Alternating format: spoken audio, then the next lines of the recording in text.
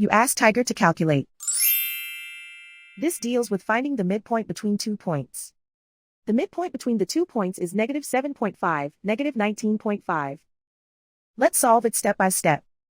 Plot the 2 points and calculate the midpoint using the formula. The coordinates of point 1 are, x1 equals -83, y1 equals -76. The coordinates of point 2 are, x2 equals 68, y2 equals 37. PM represents the midpoint of the 2 points.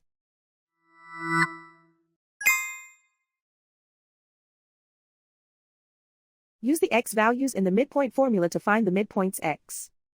x1 equals -83.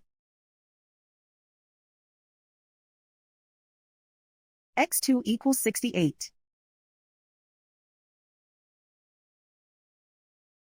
Simplify the arithmetic.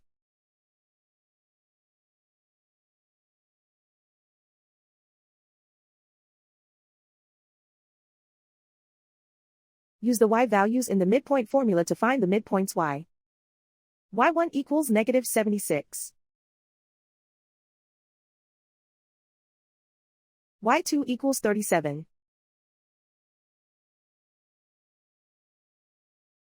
Simplify the arithmetic.